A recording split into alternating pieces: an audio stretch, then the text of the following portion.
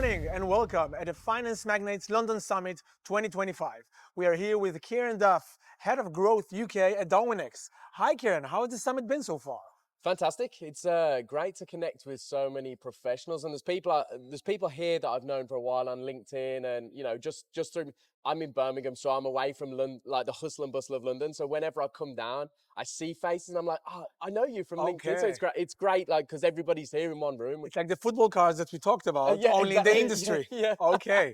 So LinkedIn is the shootout album. cards. If anybody is old enough to remember shootout cards, yeah. Okay. It's the shootout cards, yeah. Brilliant. So you were in a panel titled Your Broker's Growth is Elsewhere. Funnily enough, not a lot has been discussed about growth. Perhaps you can share here a tip as a trader and working for a broker that many brokers miss out on, a quick win for anyone in the industry to adopt and maybe see better traction.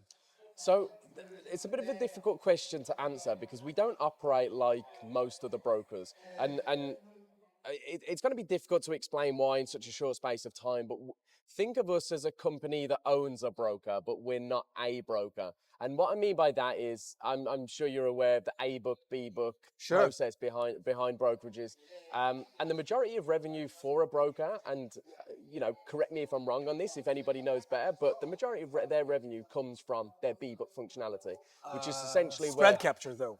Yeah, so where they're covering the other side of the trades and they're earning on the commissions with the hope that you will lose your money in X period of time. Something that our CEO calls death time value, right? Okay. So instead of capturing lifetime value of your client and thinking, how can we, as a business, make the most money out of this person for the longest period of time whilst capturing their best interests?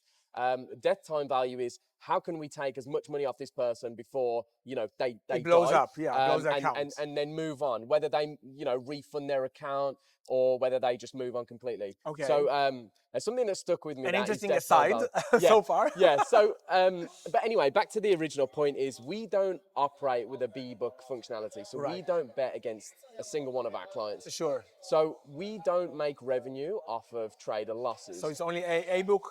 So yeah, we have other methods of revenue. So we're an asset manager as well. So we capitalize on good traders. It takes time, believe me, to find those good traders and to raise capital and to be able to fund them. But we took the difficult path. So I don't feel like I could give many brokers an easy. So let's wear your trader hat.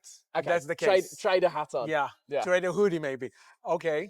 So there's a quote that I heard this week actually, and I think it perfectly represents the trader's journey. And I'm going to butcher the quote now because I can't remember. I can't remember it exactly in my head. But it was something along the lines of sometimes the oh god, what was it now? It was like it's not like we were filming or anything. I know it's not. I mean, at least it's not live. It was basically saying that the long path is the short path, right? So if you focus on, and again, I've butchered the quote because I can't remember it exactly, but if you focus on the long-term goal and you do everything with that long-term goal in mind, that is the shortcut. Okay. As a broker.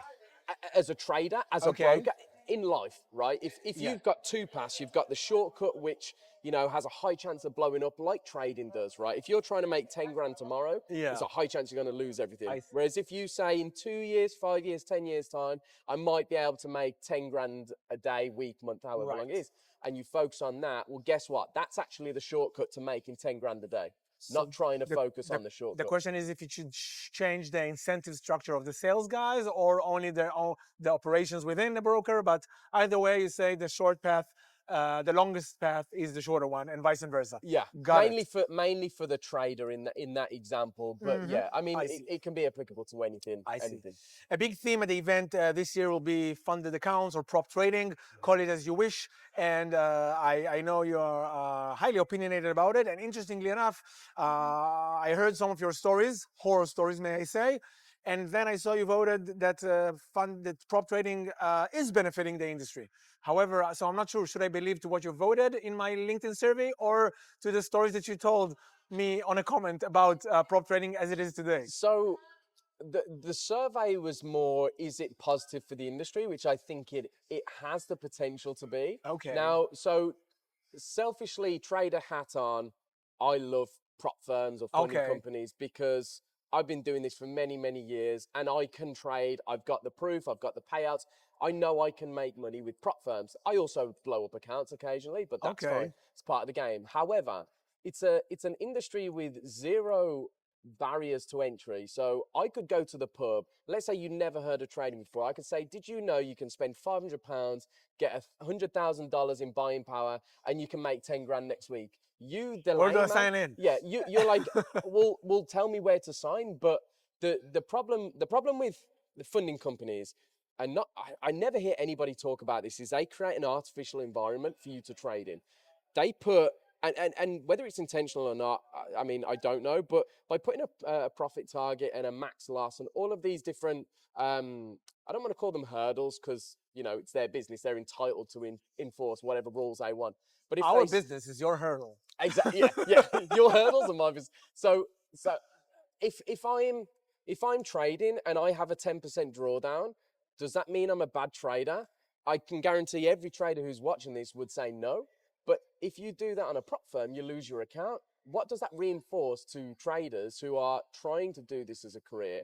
And then they lose their account and then they have to spend money to get the account back. It's an artificial environment. And I was talking to one of my friends about this the other day, and I was telling him, he's having a bit of struggles at the minute with trading, and he's testing a few different things out. And I always say, you trade prop firms completely different to how you would trade a personal account, investor account, a Darwinex account, because you're looking for the long-term growth. Whereas with a prop firm, you don't know whether they're going to be here today, gone tomorrow. Yeah. You don't know whether they're going to ban your account for something.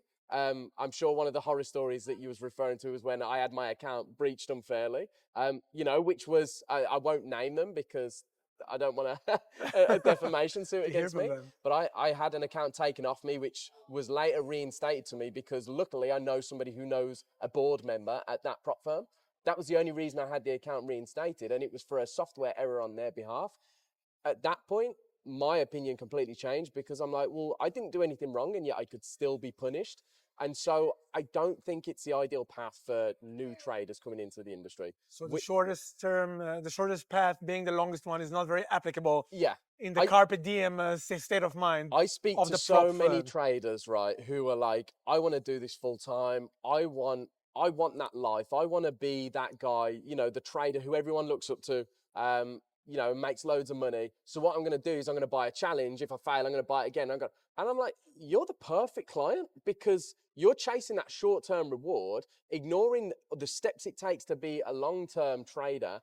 And you're always going to be stuck in that loop. You're the perfect client for these people. And I started studying for my IMC qualification this week, which is investment management certificate. It's kind of entry level into asset management, let's say. And I realized as soon as I opened that book and read the first two sentences, oh my God, there's a huge gap between my knowledge now, being a trader for 7 years, working in the industry for 3 years. There's still a huge gap of what I know and where I need to be. And then I'm like, but then when I look at Imagine what myself, they think.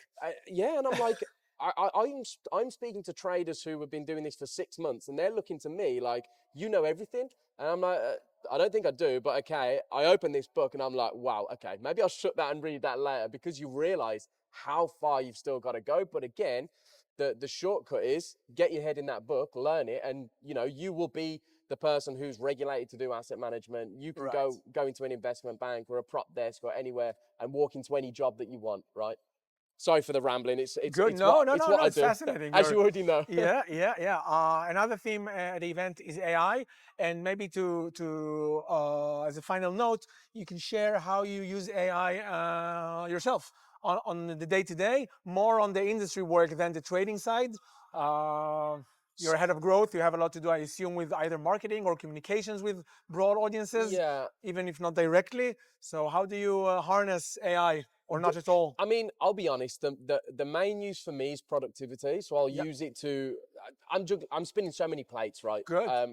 With people I'm talking to, conversations I'm having. So I will utilize AI for my productivity, so that I can take notes, I can build emails, I can do all of these different things that might take me 5 minutes to do a task, but I can do it in 30 seconds, like that. Okay, only backend, no writing, no I trading analysis. I don't use it for trade. I don't believe that we're there, and Fellow panelists have heard as much. I was disagreed with on the stage, but I don't believe we're there for AI to take over the trader yet. I think it will come.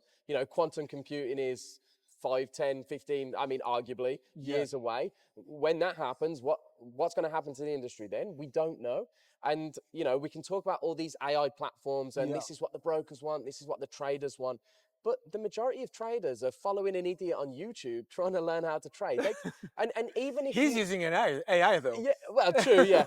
But even if you give somebody, and I will stand by this, with anybody that I speak to, you could give somebody all the tools, all the capital, the setup, the infrastructure, the environment, everything that they need to succeed, and they will still blow up if their head is not in the right place. 100%.